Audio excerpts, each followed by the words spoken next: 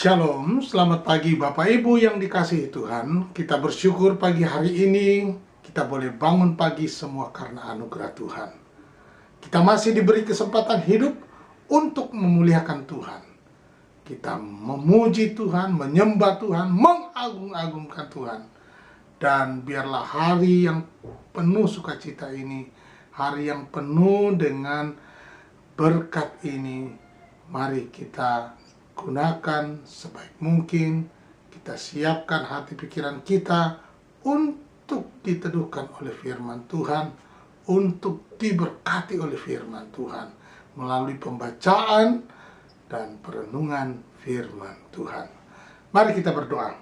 Terima kasih Bapa Surgawi buat hari yang baru. Kami sungguh bersyukur bahwa hari ini kami boleh menaikkan syukur kepadamu karena kesempatan hidup yang Kau berikan kepada kami, maksud dan tujuan-Mu atas hidup kami selama kami hidup di dunia ini.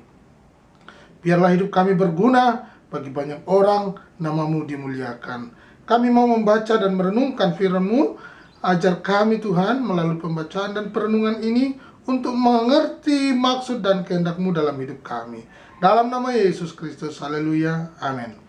Bapak Ibu yang dikasihi Tuhan, kita membaca di dalam Kolose pasal 3. Firman Tuhan berkata, "Karena itu, kalau kamu dibangkitkan bersama dengan Kristus, carilah perkara yang di atas, di mana Kristus ada, duduk di sebelah kanan Allah. Pikirkanlah perkara yang di atas, bukan yang di bumi, sebab kamu telah mati dan hidupmu tersembunyi bersama dengan Kristus dalam Allah. Apabila Kristus yang adalah hidup kita menyatakan diri kelak, kamu pun akan menyatakan diri bersama dengan Dia dalam kemuliaan." Puji Tuhan. 4 ayat ini menjelaskan kepada kita bagaimana pikiran dan perkara yang Rasul Paulus tekankan supaya kita berfokus kepada perkara yang di atas. Pertanyaannya, ada apa perkara yang di atas itu? Lalu pertanyaannya, apakah selama perkara yang ada di bumi kita harus abaikan? Lalu apa tujuan kita selama di bumi ini? Nah, mari kita perhatikan bagaimana kita untuk memahami apa yang Tuhan maksudkan di dalam ayat-ayat ini. Perhatikan ayatnya. Yang pertama dikatakan, "Karena itu, kalau kamu dibangkitkan bersama dengan Kristus, carilah perkara yang di atas." Pertama dikatakan, "Karena itu, kalau kamu dibangkitkan bersama dengan Kristus, carilah perkara yang di atas, di mana Kristus ada, duduk di sebelah kanan Allah." Dan yang kedua dikatakan, "Pikirkanlah perkara yang di atas, bukan yang di bawah bumi." Wah, luar biasa. Dua perkara ini ditekankan di ayat pertama dan kedua. Mengapa demikian? Dikatakan bahwa kalau kamu dibangkitkan bersama dengan Kristus, cari perkara yang di atas. Pertanyaannya, ada apa dengan perkara yang di atas? Ada apa kita disuruh memikirkan perkara yang di atas? Mari kita membaca di dalam Efesus pasal 2 ayat 6. "Dan di dalam Kristus Yesus, Ia telah membangkitkan kita juga dan memberikan tempat bersama-sama dengan Dia di surga." Jadi tidak hanya orang percaya itu mati, tetapi juga dibangkitkan, bangkit dari kematian dan bersama dengan Kristus di surga, ya.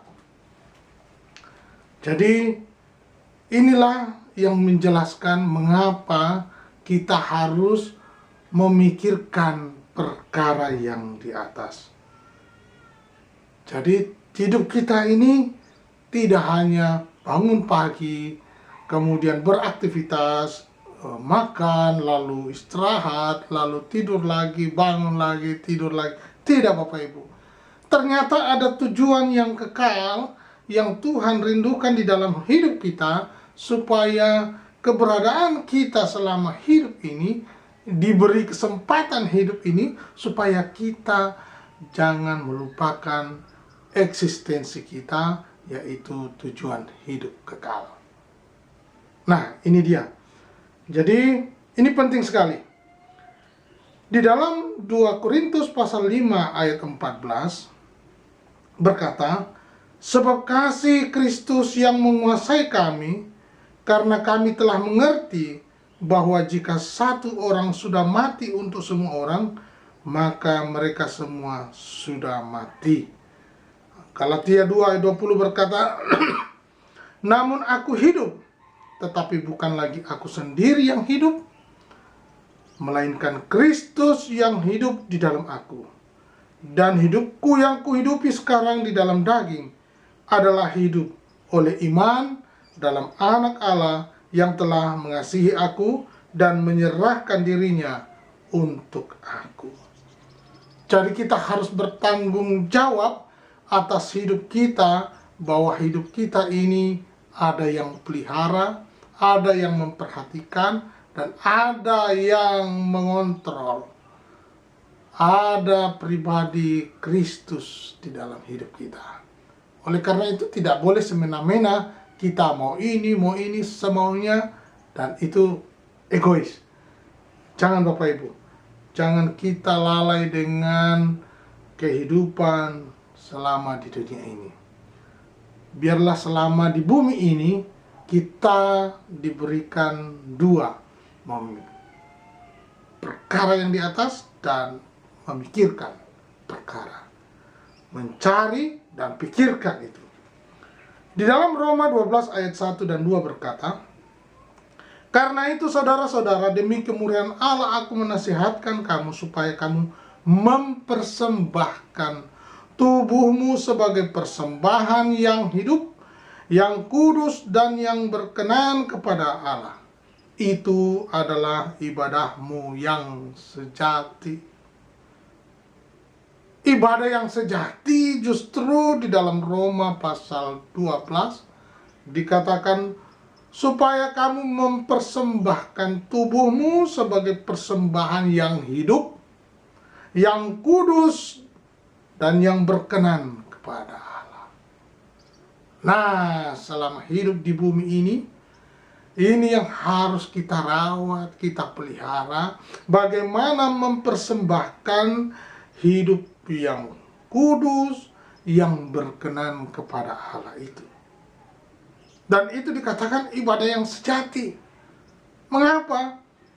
Karena kehidupan di dunia ini penuh dengan lika-liku, penuh dengan warna hidup, penuh dengan keinginan-keinginan.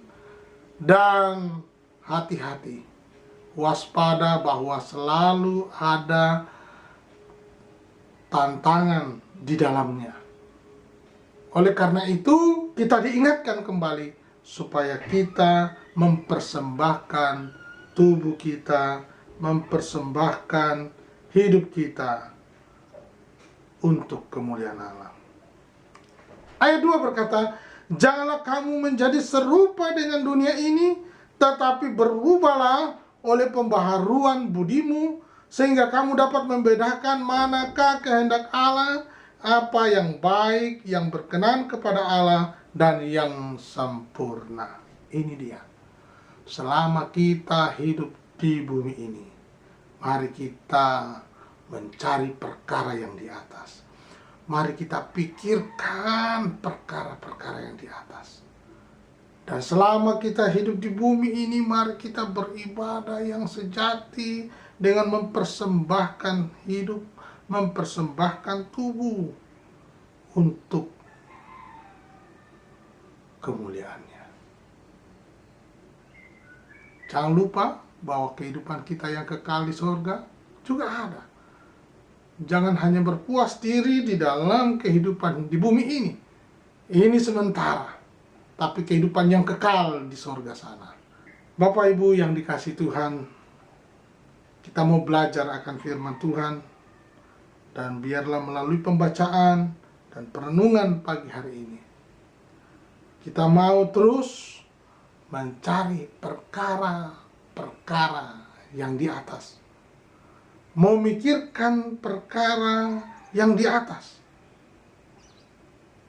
Dan biarlah selama kita yang ada di bumi ini untuk mencari perkara di atas, memikirkan perkara yang di atas, dengan beribadah sepenuh hati, mempersembahkan tubuh di dalam kekudusan, menjaga itu, memeliharanya. Semua kita lakukan bukan dengan kekuatan kita, tetapi oleh pertolongan Roh Kudus. Tuhan Yesus memberkati.